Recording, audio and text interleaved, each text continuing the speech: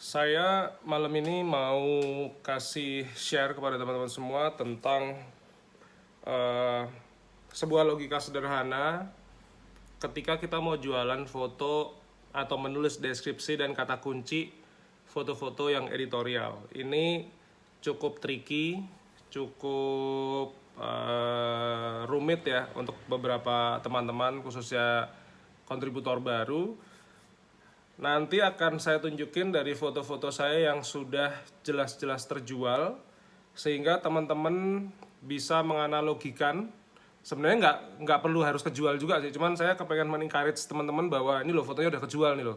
Dari situ nanti logikanya berpikirnya seperti apa ketika teman-teman mau membuat sebuah deskripsi dan pemilihan keyword yang relevan untuk kategori editorial. Stay tune.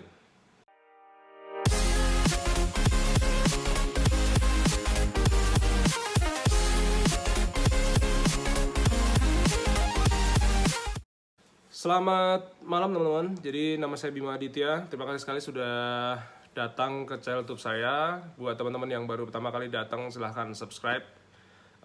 Channel YouTube ini akan lebih banyak mengulas tentang dunia fotografi sederhana untuk siapapun teman-teman yang hobi fotografi. Secara spesifik saya akan banyak menjelaskan teman-teman tentang bagaimana atau kenapa sebaiknya kita berjualan foto di internet. Jadi saya akan nulis ebook ya, jualan foto di Shutterstock. Itu tuh sebenarnya platformnya nggak cuma Shutterstock, banyak banget di dunia ini. Cuma masalahnya kita kuat apa enggak gitu, karena kan belum tentu juga kita bisa submit satu foto ke 3-4 platform, walaupun sekarang ada sistemnya ya. Cuman kebanyakan sih biasanya nggak kuat. Saya aja nggak kuat gitu, banyak platform. Jadi saya tuh hanya fokus saat ini di Shutterstock aja. Jadi dari situ silakan teman-teman subscribe buat teman-teman yang kepengen tahu tentang bagaimana berjualan foto di internet sekalipun teman-teman bukan fotografer. Nah, di video kali ini saya akan sharingin tentang bagaimana cara mudah. Nah, ini 3 cara mudah nih untuk teman-teman bisa menganalogikan caranya nulis deskripsi bagaimana sehingga fotonya itu bisa terjual di Shutterstock. Oke, tadi saya bilang akan ada 3 tips ya tentang bagaimana berpikir sederhana untuk bisa menulis description dan keyword dengan editorial, untuk foto-foto editorial. Saya pandu dulu yang pertama. Yang pertama ini adalah mencontek. Mencontek itu jadi teman-teman silahkan masuk ke shutterstock.com, kemudian cari foto-foto yang sekiranya mirip, kemudian dicontoh description-nya, copy, paste, kemudian diedit. Wajib diedit karena biar sesuai dengan foto yang teman-teman mau jual. Jadi misalnya gini, teman-teman sama-sama nih mau jualan foto orang di Monas gitu misalnya. Itu kan fotonya banyak sekali gitu.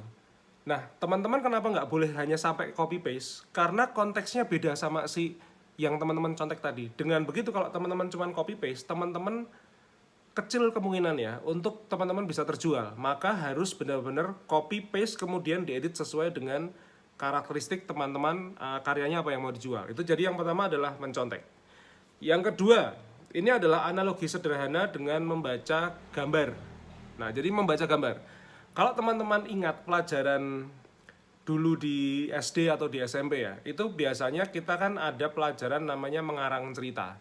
Mengarang cerita itu biasanya guru bahasa Indonesia kita itu akan memberikan 1, 2, atau sampai 4 gambar tentang misalnya Pak Tani membajak sawah, terus kemudian Pak Tani dan Bu Tani makan gitu. Nah, coba tolong ceritakan. Nah, jadi tips yang kedua ini, kalau tadi yang pertama mencontek, yang kedua ini adalah membaca gambar.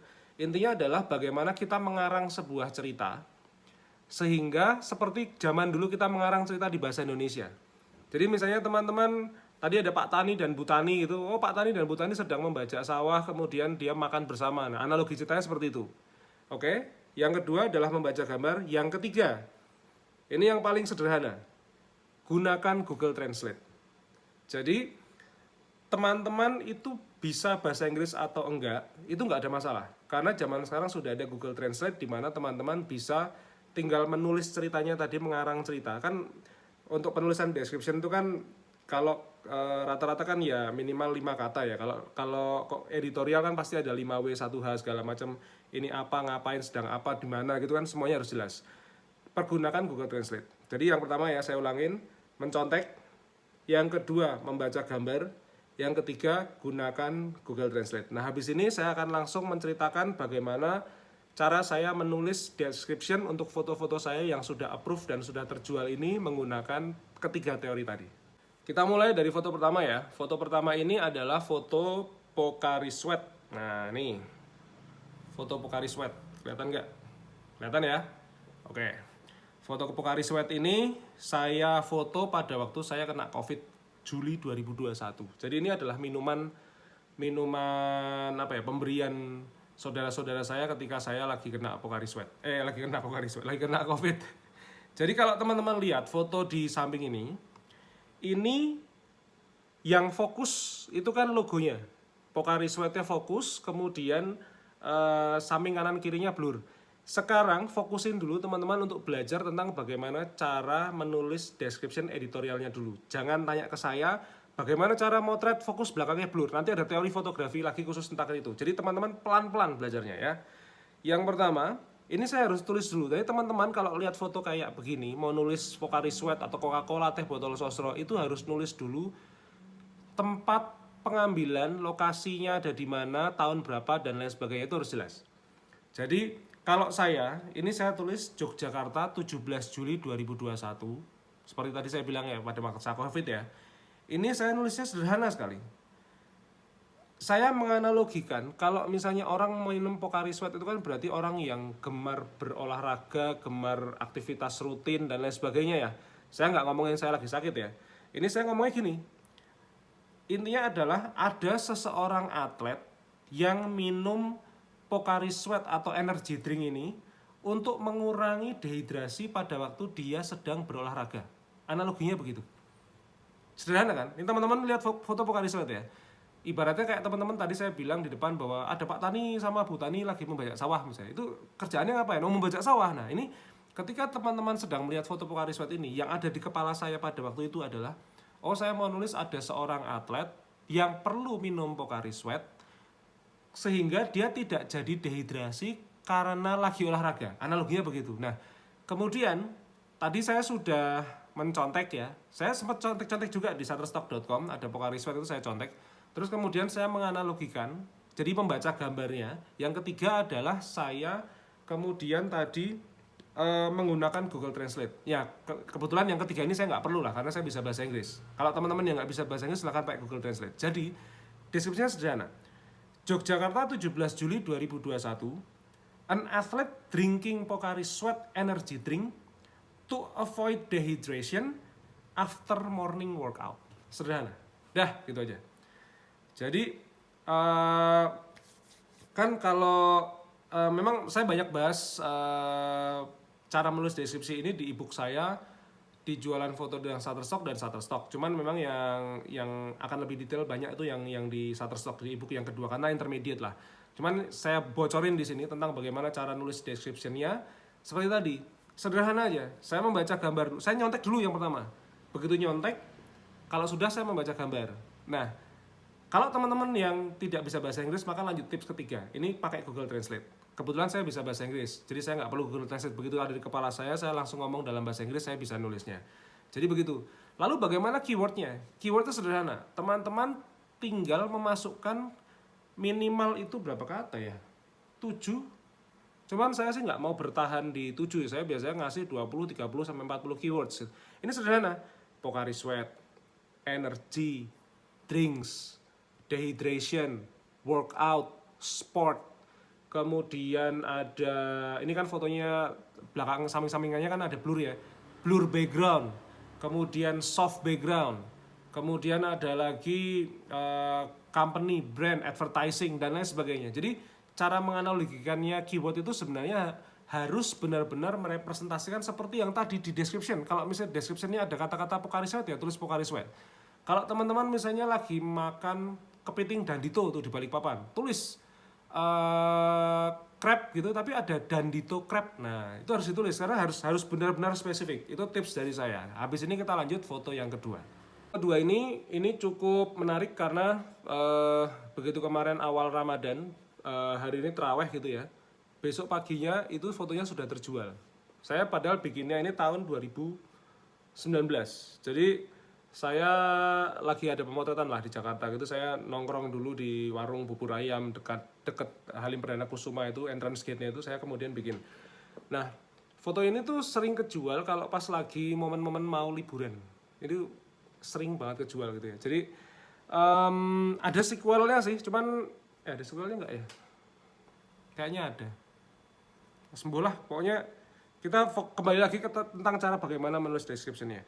Nah, ini saya tulis ya, ketika saya melihat entrance gate sebuah airport gitu, saya menganalogikan bahwa ada seorang penjaga, jadi satpamnya ini, dari suatu airport tertentu, ini menjaga pintu masuknya, gerbangnya, dengan apa ya?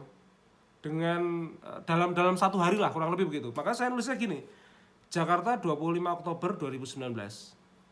An Asian local guard is working on the Halim Perdana Kusuma International Airport entrance gate during the whole day. Jadi kayak ada Pak Satpam menjaga gerbang pintu masuk seharian. Iya, sederhana kan sebenarnya. Tapi sederhana, tapi foto ini sudah di-download saat ini berapa kali nih? 10 kali dapat $1.45. Jadi ya kalau ada momen-momen liburan tuh biasanya ada yang download gitu. Makanya sederhana. Kalau teman-teman tadi pikir gimana ya cara nulis deskripsinya, gampang aja. Teman-teman harus berpikir dengan yang sangat sederhana, nggak boleh terlalu kompleks, jelimet, memusingkan, nggak usah. Jadi ada entrance gate, ada gerbang masuk, itu kan pasti ada pak penjaganya kan. Nah, pak penjaganya kan mau menjaganya kan seharian. Maka saya juga cuman ngomongnya gini, ada penjaga Asian local guard gitu ya. Itu kan artinya pak satpam gitu kan. Itu menjaga pintu masuk gerbang airport ini seharian, the whole day, saya bilang begitu. Maka keywordnya sederhana, airport, international, entrance gate, security guard, Asian, Halim Perdana Kusuma Airport itu harus ditulis. Halim Perdana Kusuma Airport harus ditulis, karena kalau nggak ditulis ya saya tidak bisa highly spesifik ya, karena kan gerbang airport itu kan banyak sekali. Gerbang gerbang airport di Makassar, di Lombok, di Bali, di Padang, itu kan banyak sekali. Maka saya harus highly spesifik Halim Perdana Kusuma Airport. Nah, kurang lebih begitu guys. Kita lanjut ya, foto ketiga ya. Ini foto ketiga ini kemarin kok juga laku-laku terus, ini kayaknya lagi banyak yang liburan ke Singapura kayaknya. Jadi ke Singapura itu, kalau buat teman-teman yang sudah pernah ke Singapura, itu biasanya teman-teman akan menemukan ada bapak-bapak udah tua atau biasa ibu-ibu, pasangan couple udah tua gitu. Mereka tuh naik motor atau sepeda gitu, isinya es potong Singapura. Nah, ini saya suka sekali. Saya makan es potong ini dari harganya cuma $1, mungkin sekarang tahun ini udah $2, saya nggak tahu harganya berapa gitu. Cuman kayak fenomenal gitu ya. Nah, ini saya memotret pada tahun 2012. Makanya kemarin ada yang tanya, Mas boleh nggak sih saya jualin foto-foto yang lama? Oh boleh guys, boleh Mas, boleh Mbak. Saya tuh jualan foto-foto paling tua nih ya. Foto paling tua yang saya jual itu setahu saya adalah tahun 2009. Itu masih jadi duit sampai 2023 ini. Makanya ini benar-benar kayak passive income gitu. Saya jual cuman sekali untuk selamanya. Jadi bahkan saya bisa warisin ini ke istri, ke anak-anak saya. Nanti kalau misalnya nih ya, oke, kalau nanti saya meninggal, itu akunnya Shutterstock itu langsung turun ke kalian semua. Habis itu nanti kalian nikmatin aja PayPal-nya, password sama emailnya ini udah sederhana itu. Jadi ini menarik gitu. Saya bisa ciptakan passive income sekarang sih untuk saya ya. Cuman nanti ketika saya sudah nggak ada, ini buat istri sama anak-anak saya. Maka saya tulis gini. Ini Orchard Road Februari 2012. Roadnya bahkan boleh pakai RD tok gini boleh. Saya di sini nggak ada tanggalnya. Ternyata tidak perlu ditulis tanggalnya, boleh, tapi yang penting ada bulan dan tahun. Jadi kayak spesifik gitu. Kalau teman-teman mau nulis bulan dan tahun boleh. Ini proof dan terjual. Ini saya ngomongnya begini. Ini kan ada motor yang dimodifikasi sebagai tempat jualan es potong kan ya. Nah ini maka saya akan menganalogikan bahwa ada motor yang dimodifikasi, lokasinya di Singapura. Ini digunakan untuk menjual es krim yang biasanya dijualnya itu oleh bapak-bapak yang sudah tua. Sederhana kan? Jadi saya nulisnya Orchard Road Februari 2012, modified scooter in Singapore that used for selling an ice cream, untuk jualan es krim that usually do by an old man, yang biasanya dikerjakan atau dijual oleh para bapak-bapak yang sudah tua. Nah, kalau teman-teman tadi ngeliatin description-nya yang sudah saya tulis tadi, kemudian teman-teman dengerin saya ngomong dalam bahasa Indonesia, ini kan sebenarnya analoginya tadi kan sama kan. Pertama saya nyontek, yang kedua saya membaca gambar, lalu yang ketiga adalah pergunakan Google Translate. 3 tips ini saya sarankan kepada teman-teman semua untuk digunakan ketika teman-teman mau menulis description editorial maupun komersial. Nah, ini keywordnya apa? Sederhana. Singapura, ice cream, old man, Asian, modified, modifying, scooter, senior tuh orang tua tuh namanya istilahnya senior. Terus Orchard Road, kemudian dessert itu cuci mulut. Sekarang di Indonesia ada sih namanya es potong juga bisa dituliskan, nggak apa-apa. 20% bahasa Indonesia, nanti 80% bahasa Inggris juga nggak masalah. Jadi tadi udah ada 3 ya, foto tentang Pocari Sweat, foto Halim Perdana Kusuma, dan juga foto bapak-bapak tua jualan es potong Singapura. Teman-teman sudah lihat 3 jenis foto saya editorial semua, 3 contoh foto saya editorial sudah approve, sudah sold. Kemudian saya tadi bilang bahwa kalau di ebook yang jualan foto dengan Shutterstock itu saya kan selalu saranin ke teman-teman, udah jual, udah nggak usah pikir banyak lah, jual, pokoknya apa yang ada di handphone fotonya jual, yang di komputer, laptop semuanya jual semuanya gitu. Kenapa harus dijual? Ya itu tadi guys, saya bikin passive income buat saya, buat istri saya, buat anak-anak saya. Karena dulu saya merasa bahwa kalau mama saya sih dulu mungkin menciptakan passive income dalam bentuk bikin kos-kosan misalnya gitu. Cuman ya karena saya fotografer ya, saya tidak melulu bahwa yang namanya passive income itu dari sesuatu yang harus modalnya besar gitu. Ini bisa dilakukan dari modal yang kecil. Modal kecil itu apa? Foto. Foto itu sekarang semua orang punya handphone, semua orang bisa memotret, maka ya perbandingannya misalnya mama saya bikinin saya kos-kosan gitu. Walaupun kos-kosannya sudah ditutup ya, saya sudah ganti bisnis jadi guest house ya. Itu kalau teman-teman mau bikin kos-kosan, ini kan kita bicara angka ratusan juta, bahkan mungkin bisa tembus miliaran kalau yang sekarang gitu ya. Ya ini foto guys. Foto crack, submit. Ini passive income. Teman-teman bisa bikin ini untuk kebutuhan teman-teman sendiri, bahkan untuk kebutuhan istri, suami, anak-anak, ibu, dan bapak, silakan.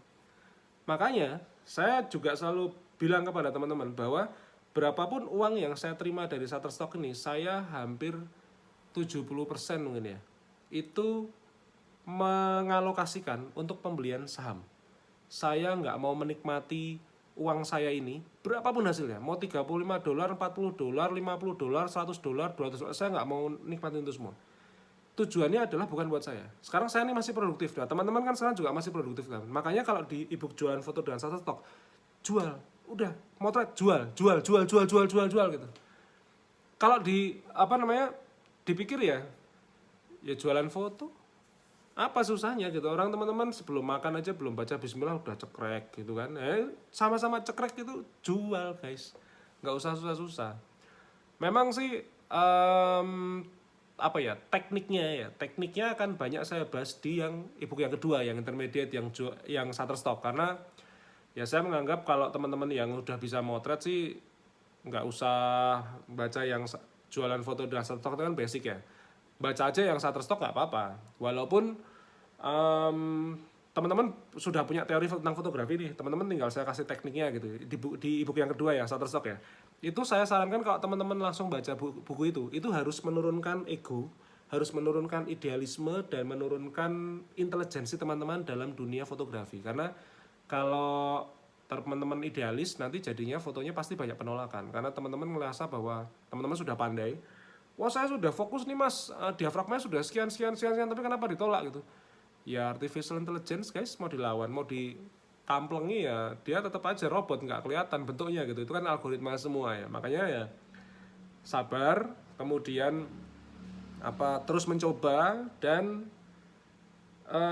lupakan berapapun penghasilan teman-teman sekarang, baik teman-teman di kantor, di bisnis, lupain aja. Teman-teman kerjain ini, buat yang senang motret loh ya. Kemudian nanti teman-teman dapat duit, ya silahkan nikmatilah 20%, 30% nggak apa-apa, cuman 70% tuh diinvestasikan aja, kan nggak mesti ke saham juga. Kebetulan saya sukanya beli saham, maka ya saya investasikan semua ke saham. Teman-teman yang suka beli emas gitu ya, cicilin emas aja nggak apa-apa. Mau beli emas batangan yang di mana tuh sekarang banyak kan, di Pegadaian bisa, di bank juga bisa, cicilin aja emas nggak apa-apa.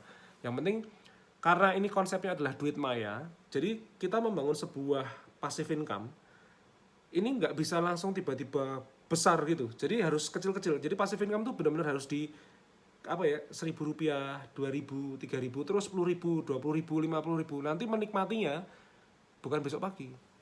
Saya menikmatinya tuh mungkin udah dalam hitungan tahun kali, mungkin 5 tahun, 10 tahun itu saya menikmati. Karena kalau cepet-cepet ya ngapain ya, kita nggak butuh sesuatu yang harus instan kaya gitu. Wah, jangan jualan foto di Shutterstock guys. Kalau kayak gitu teman-teman cari aja bisnis yang lain lah. Jadi kurang lebih begitu ya. Mudah-mudahan video kali ini bermanfaat nih buat teman-teman semua yang lagi bingung tentang bagaimana cara menulis deskripsi khususnya editorial, dan begitu juga menganalogikan keywordsnya. Jadi yang pertama tadi saya ingetin, nyontek itu halal hukumnya di dunia bisnis zaman sekarang. Yang kedua, membaca gambar, itu gambarnya dibaca sehingga teman-teman bisa menganalogikan. Kalau sudah, tips ketiga, gunakan Google Translate. Nah, maka saya tidak akan pernah menjawab bagaimana, Mas tolong dong bikinin description objek bunga gitu. Emang saya siapa gitu. Jadi maksudnya tuh kalaupun saya ajarin, saya kasih tahu teman-teman, saya nggak akan mendidik teman-teman semua gitu. Teman-teman karena jadi pasrah sama saya. Nah, saya nggak boleh begitu. Jadi bisnis ini tuh dituntut kemandirian. Kalau yang nggak mau mandiri udah mendingan nggak usah masuk di sini karena pusing. Nanti alasannya biasanya nggak bisa bahasa Inggris. Itu tips ketiga, Google Translate. Teman saya ya, salah satu teman saya itu ada internet marketer. Dia sampai bilang begini, dia orang Sunda, orang kampung lah, tapi sugih banget. Dia bilang begini, Bim, nggak penting bisa bahasa Inggris tuh, yang penting tuh kita bisa sampai Inggris ya bilang gitu. Makanya dia kalau liburan sama anak istrinya ke London, ke Glasgow, ke Newcastle gitu, dia bilang dia masih dengan ala Sundanya gitu. Jadi kalau kedinginan itu orang pakai jaket itu pakai sarung gitu. Ada kesan kampungnya nggak masalah. Maka tadi saya bilang nggak penting bisa bahasa Inggris, yang penting ada Google Translate yang membuat teman-teman bisa membantu untuk menuliskan kata deskripsinya dan keyword dalam bahasa Inggris. Biasanya ada yang tanya lagi, Mas kok harus bahasa Inggris? Lah ya pelanggannya worldwide guys, pelanggannya itu orang seluruh dunia. Kalau misalnya pakai bahasa Sunda ya siapa yang mau ngerti, pakai bahasa Jawa ya kecuali saya jualan foto gudeg gitu ya, saya harus tulis gudeg gitu. Walaupun saya tambahin sweet tasty jackfruit gitu ya nggak apa-apa, tapi harus spesifik gudeg ya gudeg gitu ya nggak apa-apa gitu. Tapi makanya mayoritas 80% harus tetap menggunakan bahasa Inggris gitu ya teman-teman. Nanti kalau yang masih bingung silahkan tulis di komentar di bawah. Habis ini saya akan bikinkan lagi video tentang membuat deskripsi dan memilih keyword yang tepat untuk foto-foto yang komersial. Komersial itu foto yang tidak ada, tadi kan editorial tuh. Jadi kalau komersial itu nggak ada muka orang, nggak ada foto brand perusahaan tuh nggak ada. Nah kalau editorial ini ada muka orang, ada logonya. Tadi kan potong Singapura itu ada walls, ada macam-macam, itu kan ada muka orang, ada kekayaan intelektual, ada identitas, itu semua saya jual di editorial. Jadi kalau saya sudah saya jual di editorial itu saya sudah tidak perlu menggunakan modal dan properti rilis sama sekali. Oke. Semoga bermanfaat teman-teman. Waduh, ini Lebaran hari keberapa ini Jogja ini penuh macet banget, makanya saya udah males banget yang namanya keluar. Mudah-mudahan teman-teman juga stay safe pada liburan, yang ke Jogja selamat datang. Jangan lupa mampir ke cafe saya Sapulu Coffee di Keraton sana, itu kopinya nikmat. Kopi asli Indonesia. Oke, terima kasih teman-teman, stay tune, kita ketemu lagi. Subscribe juga, nyalain loncengnya, kita ketemu di video berikutnya besok pagi jam 5.